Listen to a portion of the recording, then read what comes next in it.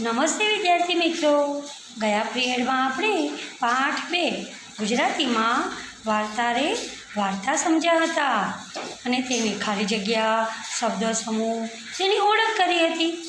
હવે આજે આપણે આજના વિડીયોની અંદર તેના પ્રશ્નોના જવાબની ઓળખ કરીશું. ધ્યાનથી તમારે વિડીયો નિહાળવાનો છે. પ્રશ્ન નંબર 1, કાગડીએ શા માટે કકડાટ મચાવી મૂક્યો? તો જવાબ, હાથીએ મસ્તીમાં આવીને ઝાડની ડાળી ઉપર માળામાં કાગડીના 3 ઈંડા હતા તેને તોડી નાખ્યા હતા, માટે કાગડીએ કકડાટ મચાવી મૂક્યો. પ્રશ્ન નંબર 2, કાગડીએ નાતના પંચને શી ફરિયાદ કરી? કેમ ફરિયાદ કરી કે વાંક ગુના વિના હાથીએ મારા ઈંડા ફોડી નાખ્યા છે, તેના બચ્ચાની હત્યા થઈ છે અને હાથી ભૂલ બદલ માફી માંગવાના બદલે સૂંઢ વીંઝતો ઠંડે કલેજે ચાલતો થઈ ગયો. પ્રશ્ન નંબર 3, કાગડીની ફરિયાદ સાંભળી પ્રધાનમંડળે શો ચુકાદો જાહેર કર્યો? પ્રધાનમંડળે ચુકાદો આપ્યો કે ગુનેગાર હાથીને દેશવટો આપવામાં આવે. આ સજાનો બાદ સેનાપતિ તરત જ અમલ કરે. પ્રશ્ન નંબર 4, ગરુડ રાજાના દરબારનું વર્ણન કરો. ગરુડ રાજાના દરબારની ચોકી ગીધ કરે છે. ડેલીએ ઉકળાની પડધમ ગાજે છે. બુલબુલ મેડીએ શરણાઈ વગાડે છે. ચોકમાં ધજા ફરકે છે.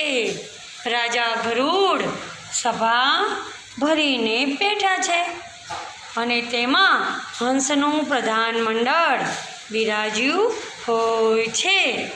પ્રશ્ન નંબર 5, પક્ષીઓએ હાથીને હદપાર કેવી રીતે કર્યા?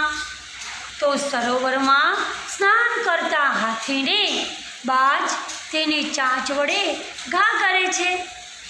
હાથી કંઈ સમજે તે પહેલાં જ બાજની ટુકડી હાથી પર હલ્લો કરે છે. તેથી ધમ પછાડા કરતો હાથી ત્યાંથી દોડે છે અને તેની પાછળ બાજ સેના પડે છે.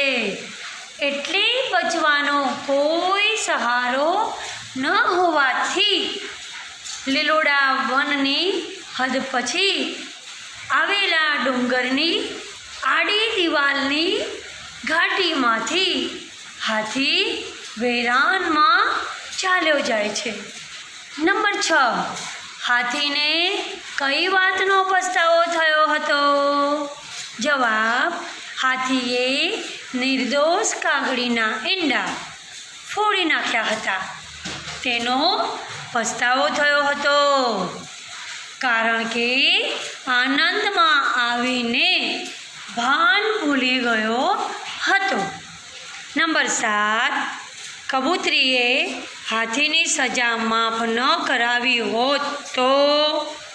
જવાબ, હાથીએ વેરાનપટમાં રખડીને પોતે કરેલા પાપની સજા ભોગવી રહ્યો હોત. આ એકલતા અને પૂરતા ખોરાકના અભાવે તે બીમાર પણ પડીને મરી ગયો હોત. તો વિદ્યાર્થી મિત્રો, આ હતા આપણા પાઠ 2 વાર્તાના પ્રશ્નો. હવે આગળનું એટલે કે વ્યાકરણ એ આપણે આગલા પિરિયડમાં દેખીશું. તો તમારે તેના માટે મારા વિડીયોને સબસ્ક્રાઈબ કરજો, લાઈક કરજો, શેર કરજો અને આગળનો વિડીયો મારો દેખજો. નમસ્તે.